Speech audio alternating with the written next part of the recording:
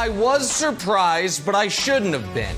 And a terrible job by me handicapping this game, because we had plenty of evidence that if there is one defense that has given Brady trouble since he's gone to Tampa, it's the one he was facing yesterday.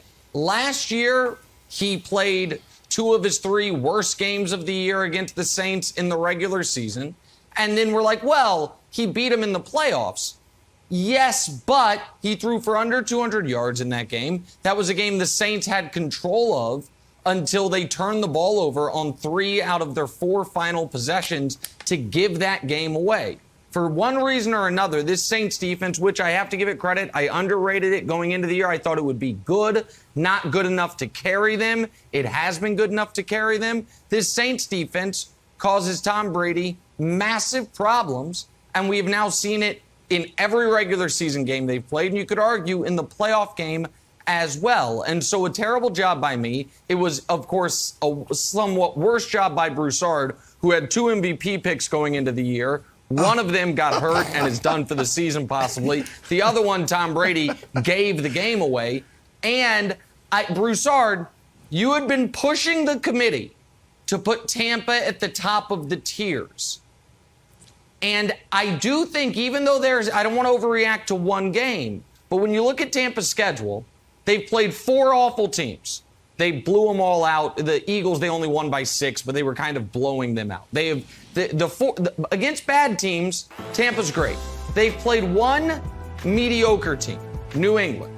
They played them to the final minute. They've played 3 good teams, Dallas, who they beat in the final seconds, and then the Saints, who I have to call a good team right now, and the Rams, both of whom beat them by multiple scores. And so I do think for Tampa, this is a significant loss when it comes to getting the 1 seed, especially with Dallas stealing a victory with their backup quarterback. And it's a significant loss psychologically because Tampa knows that beating up on the bad teams in the league doesn't do much for them. But the types of teams they're going to have to play in the postseason, Broussard, they haven't looked great against, and the defense has given up 30-plus points a game against.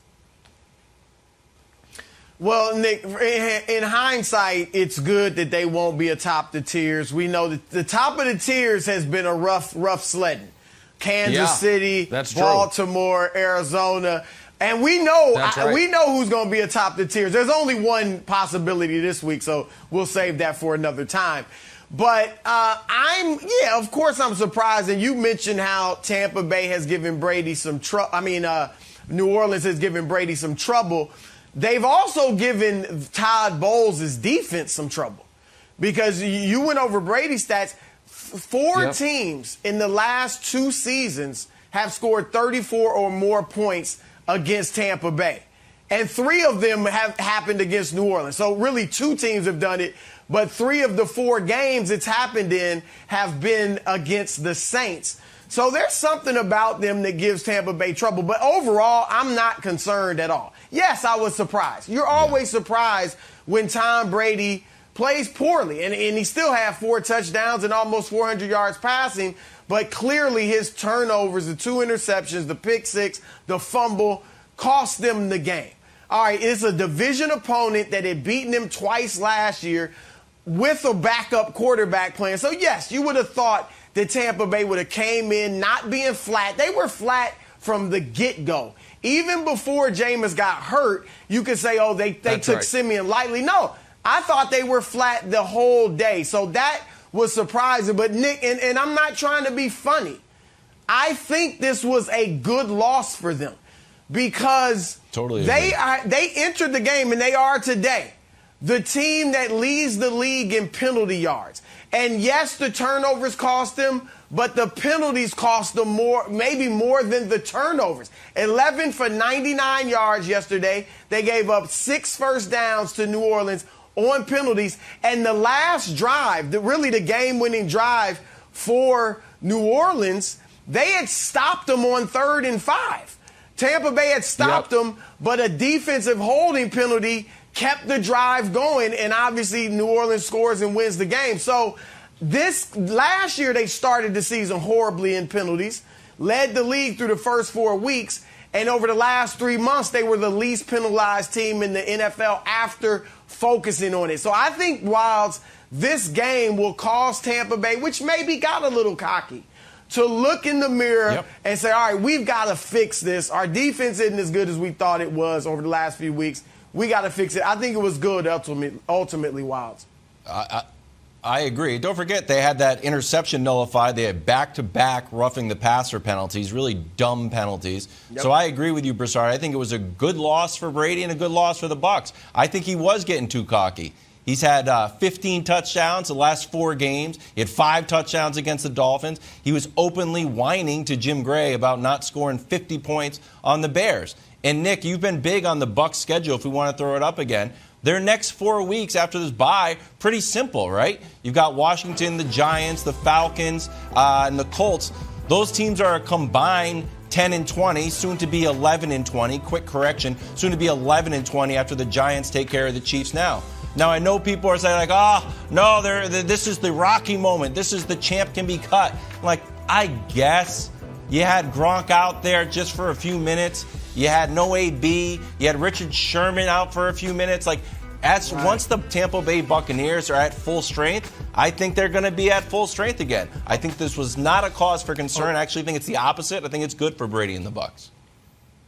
Okay, I understand that just like interceptions that Tom Brady throws aren't his fault. Chris Godwin, flatten that route out, buddy. That's not a bad pass by Brady. That's a terrible route by you. In front of him. Actually, it was a bad pass by Brady. Losses for Tom Brady and the Bucs are good things. I'm a simple man with simple ideas. That if you have a 44-year-old quarterback, you probably want to play as few games as possible, and you want as many of those games to be in warm weather as possible.